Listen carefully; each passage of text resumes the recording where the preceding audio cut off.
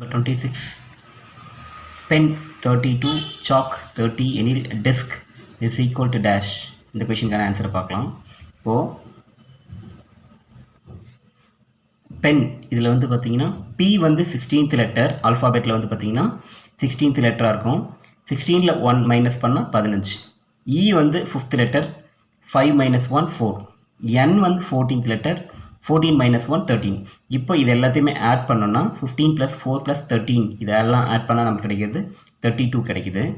So அதே போல் டெஸ்க்கு வந்து பார்த்தீங்கன்னா D வந்து 4th லெட்டர், 4th லெட்டர்னால் அதில் 1 மைனஸ் பண்ணால் 3. E 5th letter, 5 minus 1 4. S 19th letter, 19 minus 1 18. K 11th letter, 11 minus 1 10. இப்போ இது எல்லாத்தையுமே நம்ம ஆட் பண்ணால் நமக்கு கிடைக்கிறது 3 plus 4 plus 18 plus 10 ஆட் பண்ணால் கிடைக்கிறது 35. ஸோ நமக்கான ஆன்சர் செகண்ட் ஆப்ஷன் 35 தான் இதுக்கான ஆன்சர். ஸோ இதுக்கான ஆன்சர் கொஷின் நம்பர் 16க்கான ஆன்சர் செகண்ட் ஆப்ஷன் 35. இப்போ எக்ஸாமினேஷன் அப்படின்றத 24, 68, 13, 65, 173 எனில் டைம் இதனுடைய வேல்யூ என்ன அப்படின்னு சொல்லிட்டு கேட்குறாங்க. இப்போ எக்ஸாமினேஷனில் வந்து பார்த்திங்கன்னா ஒவ்வொரு ஆல்ஃபாபெட்டுக்கும் ஒரு நம்பர் கொடுத்துருக்காங்க. E2, X4, A6, M8, I1, N3, A6, T5, I1, O7, N3 இந்த மாதிரி கொடுத்துருக்காங்க. இப்போ நமக்கு டைம் அந்த லெட்டருக்கான வேல்யூ என்ன நம்பர் என்னன்னு பார்க்கும்போது இங்கே நம்ம கொடுத்துருக்கிறதுல நமக்கு பார்த்திங்கன்னா T லெட்டர் இருக்குது, I இருக்குது, M இருக்குது, E இருக்குது. அப்போது இதுக்கான வேல்யூ மட்டும் எடுத்து எழுதிக்கிட்டோம்னா T வேல்யூ வந்து பார்த்தீங்கன்னா T வந்து எத்தனாவது லெட்டர்னா 1 2 3 4 5 6 7 8. 1 2 3 4 5 6 7 8. T வேல்யூ 8 லெட்டர் வந்து 5, அதை எடுத்து எழுதிக்கலாம். அடுத்து I வந்து பார்த்தீங்கன்னா லெஃப்ட் சைட்லேருந்து தேர்ட் லெட்டர் 1 2 3. அதே மாதிரி இங்கே பார்க்கும்போது 1 2 3 தேர்ட் லெட்டர் வந்து பார்த்தீங்கன்னா லெஃப்ட் சைட்லேருந்து 1, அதை எடுத்து எழுதிக்கலாம். அடுத்து M லெஃப்ட் சைட்லேருந்து 4th லெட்டர் 1 2 3 4. M வந்து 4th லெட்டர். இதே போல் இங்கே பார்க்கும்போது 1 2 3 4 4th லெட்டர் வந்து 8 குறிக்குது. அப்போ நமக்கு Mக்கு பதிலாக நம்ம என்ன எழுதிக்கலாம்னா 8 எழுதிக்கலாம். அடுத்தது E வந்து ஃபர்ஸ்ட் லெட்டராக இருக்குது. ஃபர்ஸ்ட் லெட்டருக்கு என்ன வேல்யூனா 2 கொடுத்துருக்காங்க. ஸோ நமக்கான ஆன்சர் என்னன்னா டைமுக்கான நம்பர் என்னென்னா 5182 என்பது தான் ஆன்சர். ஃபர்ஸ்ட் ஆப்ஷன் 5182 இதனுடைய ஆன்சர். கொஷின் நம்பர் 27 பார்த்தீங்கன்னா ஃபர்ஸ்ட் ஆப்ஷன் 5128 ஆன்சர். இப்போ கொடுக்கப்பட்டுள்ள படத்தில் உள்ள இணைகரங்களின் எண்ணிக்கை கேட்குறாங்க. இதில் 1 வந்து பார்த்தீங்கன்னா 1 2 3 4 5 6 7 8 இருக்கும். 1 1 8 இருக்கும். அடுத்து 2 2 பார்க்கும்போது 10 வரும். 2 1 2 3 4. அடுத்தது 5 6 7 8. அடுத்தது 9 10. 2 லெட்டராக 2 இணைகரமாக இருக்கிறது 10 இருக்கும். அதே போல் 3 இணைகரம் வந்து 4 இருக்குது. 3 இணைகரம் 4னா 1 2 3 இது 1, 1 2 3 இது 1. அதே போல் 1 2 3 இது 1. இந்த பக்கம் 1 2 3 1. அப்போ 3 இணைகரங்கள் 4 இருக்குது. அடுத்த 4 இணைகரங்கள் வந்து பார்த்திங்கன்னா 4 இருக்கிறது வந்து பார்த்திங்கன்னா 1 2 3 4 இது 1. அடுத்து 1 2 3 4 இது 2. 1 2 3 4 இது 3. அடுத்தது மேலே ஒரு 4 கீழே ஒரு 4. அது மொத்தம் 4 இருக்கிறது வந்து மொத்தம் 5 இருக்குது. அடுத்து 6 வந்து 2 இருக்குது. 6 எப்படின்னா 1 2 3 1 2 3 இது வந்து 1. அதே போல் இந்த பக்கம் எடுக்கும்போது இந்த பக்கம் 3 இந்த பக்கம் 3 6 வந்து 2 இருக்குது. 8 இணைகரம் வந்து பார்த்திங்கன்னா 1 இருக்கும். மேலே 4 கீழே 4 8 வந்து 1 இருக்கும். அப்போ இது எல்லாத்தையும் ஆட் பண்ணிங்கன்னா இப்போ நமக்கு மொத்தம் இருக்கிற இணைகரங்கள் வந்து 30 இணைகரங்கள் இருக்குது. ஆன்சர் ஃபோர்த் ஆப்ஷன் 30 தான் இதனுடைய ஆன்சர். இதில் 4. அடுத்ததாக இந்த ஸ்கொயரில் ஒரு 4. அடுத்ததாக இங்கே 1 2 3 4 இதில் ஒரு 4. இங்கே நடுவில் வந்து ஒரு கோடு போகுது. அப்போ அது 1. மொத்தம் வந்து 13 கோடுகளால் இந்த படம் உருவாக்கப்பட்டிருக்கு. அப்போ அதுக்கான ஆன்சர் செகண்ட் ஆப்ஷன் 13 தான் இதுக்கான ஆன்சர். இப்போ இது வந்து பின்வரும் வார்த்தைகளை அர்த்தமுள்ள தொடராக மாற்றுகன்னு கொடுத்துருக்குறாங்க. Consultation, illness, doctor, treatment, recovery அப்படின்னு கொடுத்துருக்குறாங்க. ஸோ இதை வரிசைப்படுத்தி எழுதும்போது ஃபர்ஸ்ட் ஒன் இல்னஸ், அடுத்தது doctor 2, illness, doctor, consultation, illness, doctor, consultation, treatment, recovery. Answer பார்த்தீங்கன்னா illness, doctor, consultation, treatment, recovery. அப்போ நமக்கு என்ன ஆர்டரில் இருக்குதுன்னா B, C, A, D, G. அப்போது B, அடுத்தது C, அடுத்தது A, அடுத்தது D, அடுத்தது E, இந்த ஆர்டரில் இருக்கும். அப்போ நமக்கு answer first option B, C, A, D, E தான் இதனுடைய ஆன்சர். கொடுக்கப்பட்டுள்ள ஆங்கில வார்த்தைகளின் சரியான அகரவரிசையை தேர்ந்தெடுக்கும் அப்படின்னு பார்க்கும்போது முதல்ல GEN வந்துடும். GEN. இப்போ கெஸ்டர்ன்றது கடைசியில் வரணும். கெஸ்டர் கடைசி ஆப்ஷனில் வருது, 2 ஆப்ஷனில் வருது. கெஸ்டர் வந்து கடைசி. இப்போது GEN ஜென்ரல், ஜென்டில், ஜென்யூன். இதில் வந்து பார்த்திங்கன்னா ஜென்ரல் தான் ஃபஸ்ட்டு, அடுத்தது ஜென்ரல், இது first, gentle second, genuine third, gesture fourth. அப்போது ABDC அப்படின்னு பார்க்கும்போது ABDC வந்து செகண்ட் ஆப்ஷன். ABDC தான் இதனுடைய ஆன்சர். ஆர்டிகுலேட்ஸ் என்னும் வார்த்தையில் உள்ள எழுத்துக்களை எத்தனை முறை வேண்டுமானாலும் பயன்படுத்தி பின்வரும் 4 வார்த்தைகளிலும் எந்த வார்த்தையை உருவாக்க இயலாதுன்னு கேட்டிருக்கிறாங்க. இப்போது இந்த வார்த்தைகளை இதில் இருக்கக்கூடிய எழுத்துக்களை பயன்படுத்தி உருவாக்க முடியாத வார்த்தை அப்படின்னு பார்க்கும்போது இதில் இல்லாத எழுத்துக்களால் உருவான வார்த்தை என்னன்னு பார்க்கணும். ஆர்டிக்கிளில் ARTICLE இது எல்லாமே இங்கே இருக்குது. ARTICLE இருக்குது. லேட்டர் LATER இருக்கான்னு பாருங்கள், LATER இருக்குது. ஸோ எலக்ட்ரிக் பார்த்திங்கன்னா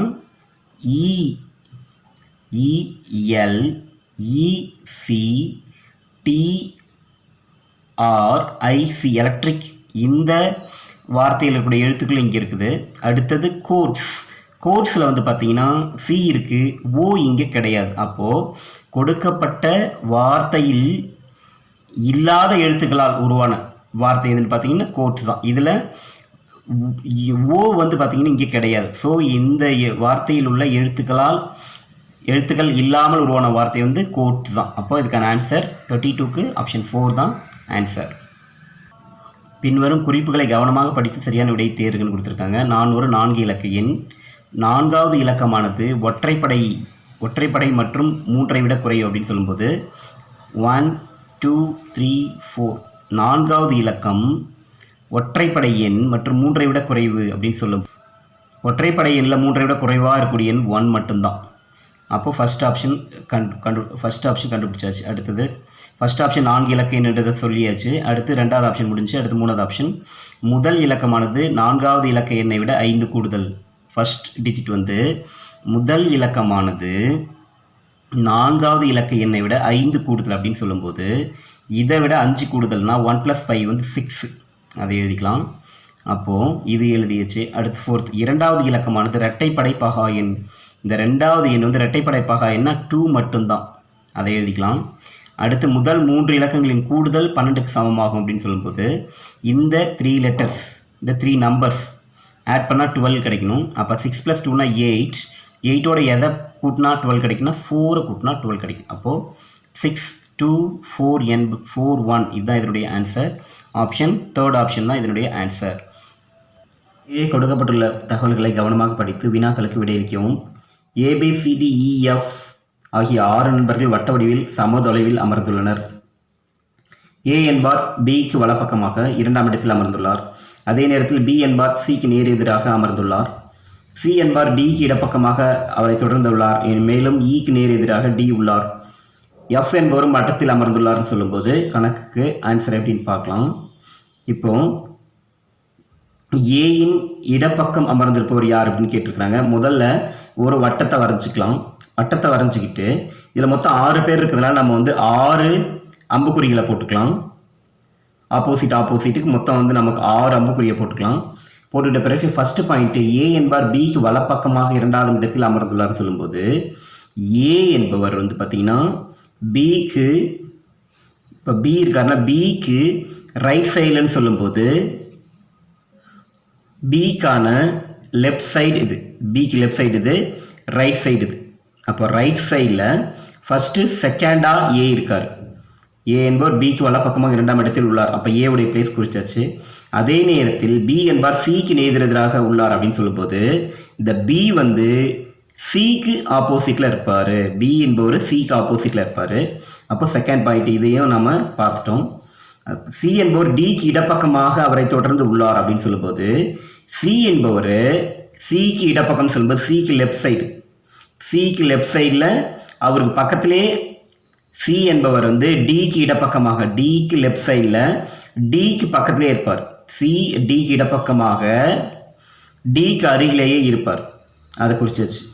மேலும் ஈக்கு நேரெதிராக டி உள்ளார் அப்படின்னு சொல்லும்போது இந்த டி வந்து டிக்கும் ஈக்கும் ஆப்போசிட்டில் இருப்பாங்க அப்படின்னு சொல்லும்போது நமக்கு வந்து பிளேஸு எந்தெந்த பிளேஸ் குறிச்சிட்டோம்னா ஏ பிளேஸை குறிச்சிட்டோம், அதே போல் பி பிளேஸை குறிச்சிட்டோம், அதே போல் சிக்கு நேரெதிராக உள்ளார் அப்படின்னு சொல்லும்போது சி பிளேஸை குறிச்சிட்டோம், சி பி ஆப்போசிட் குறிச்சிட்டோம். அடுத்தது சி என்பவர் டிக்கு இடப்பக்கமாக அவரை தொடர்ந்து உள்ளார் அப்படின்னு சொல்லும்போது சி என்பவர் டிக்கு இடது பக்கமாக சொல்லும்போது அப்போ நம்ம டி பாயிண்ட்டையும் குறிச்சிட்டோம். அதே நேரத்தில் ஈக்கு நேர் எதிராக உள்ளார்னு சொல்லும்போது இ பாயிண்ட்ஸும் குறிச்சிட்டோம். அப்போ நமக்கு A B C D E point குறிச்சாச்சு. அப்போ எஃப் என்பவர் இன்னும் ஒரே ஒரு பிளேஸ் தான் இருக்குது, அவர் இந்த இடத்துல இருப்பார். பிக்கும் டிக்கும் நடுவில் எஃப் இருப்பார். ஸோ 6 பேருக்கான நம்ம பிளேஸிங் குறிச்சிட்டோம். ஏ குறிச்சாச்சு, பி குறிச்சாச்சு, சி குறிச்சாச்சு, டி குறிச்சாச்சு, இ குறிச்சாச்சு, எஃப்பும் குறிச்சாச்சு. இப்போது கேட்கப்பட்ட வினாக்களுக்கான விடைகளை பார்க்கலாம். ஏயின் இடப்பக்கம் அமர்ந்திருப்பவர் யாருன்னு கேட்குறாங்க.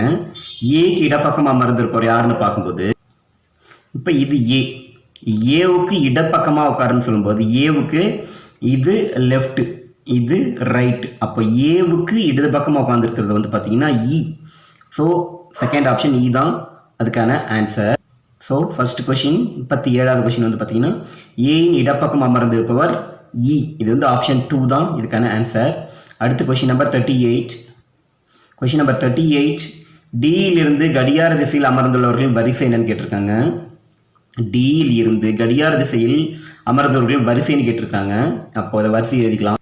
இப்போ டி இருக்காரு.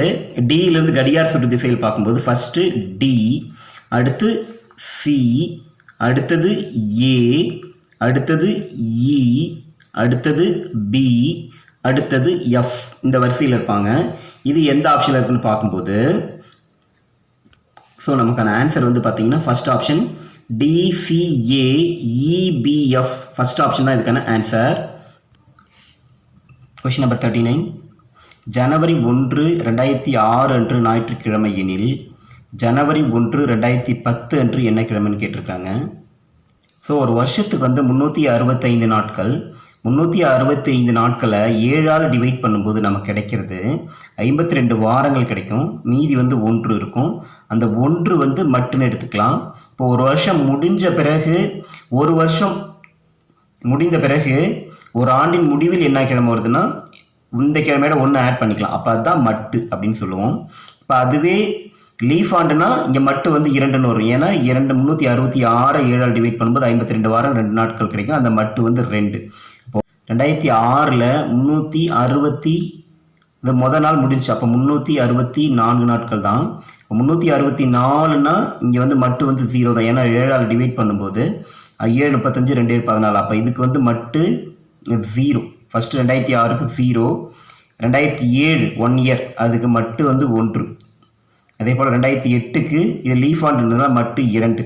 2009க்கு மட்டும் 1. அடுத்தது ஜனவரி 1 2010 கேட்குறாங்க. அப்போ அதுவும் ஆட் பண்ணிக்கணும். அது ஒரு நாள் ஆட் பண்ணிக்கிட்டிங்கன்னா 5 நாட்கள் வருது. அப்போது நமக்கு இப்போதைக்கு கிழமை வந்து ஞாயிற்றுக்கிழமை, இப்போதைக்கு கிழமை வந்து ஞாயிறு. அடுத்ததா இதிலிருந்து 5வது நாள் வந்து பார்த்தீங்கன்னா ஞாயிறுக்கு அடுத்து திங்கள், செவ்வாய், புதன், வியாழன், வெள்ளி. இப்போ 5வது நாள் வந்து பார்த்தீங்கன்னா 1 2 3 4, 5வது நாள் வந்து பார்த்தீங்கன்னா வெள்ளிக்கிழமை என்பது இதனுடைய ஆன்சர். Question number 40. சனிக்கிழமையை கொண்டு தொடங்கும் 30 நாட்கள் கொண்ட ஒரு மாதத்தில் 2வது 4வது சனிக்கிழமை மற்றும் அனைத்து ஞாயிற்றுக்கிழமைகளும் விடுமுறை எனில் அம்மாதத்தில் எத்தனை வேலை நாட்கள் உள்ளன்னு கேட்டிருக்காங்க. நம்ம எடுத்துக்கிறது ஒரு மாதம், அதில் 30 நாட்கள் இருக்கும். அந்த 30 நாளில் செகண்ட் சாட்டர்டே, 2வது சனிக்கிழமை, 4வது சனிக்கிழமையும் லீவ். அதே போல் எல்லா ஞாயிற்றுக்கிழமை லீவுன்னா மொத்தம் அங்கே ஒர்க்கிங் டே என்ன, எத்தனை நாள் லீவுன்னு தெரிஞ்சிச்சுன்னா அங்கே நமக்கு ஒர்க்கிங் டே என்ன, எத்தனை நாட்கள் வேலை நாட்கள்னு கண்டுபிடிச்சிடலாம். மொத்த நாட்கள் 30ன்னு சொல்கிறாங்க. அந்த வருஷம் வந்து 1ஆம் தேதியில் தொடங்குதுன்னு சொல்கிறாங்க. அப்போ 1ஆம் தேதி வந்து சனிக்கிழமையில் தொடங்குதுன்னு சொல்லும்போது அப்போ சனிக்கிழமையில் வரக்கூடிய நாட்கள் எல்லாமே 1, 8, 15, 22, 29 இப்போ நாட்கள் ஒர்க்கிங் டே. அதே போல் ஞாயிற்றுக்கிழமையில் வந்து ஒர்க்கிங் டே கிடையாது. அப்போ நமக்கு சனி ஞாயிறுலேயே மொத்தத்திலே நமக்கு ஒர்க்கிங் டே வந்து 3 தான் இருக்கும். 30ல் 10 போச்சுன்னா 20 நாள், கிழமையில் வந்து 3 நாள் ஒர்க்கிங் டே. இப்போ 20 3 23. அப்போ நமக்கு தேவையான ஆன்சர் என்ன? இதுக்கான ஆன்சர் 23 days என்பது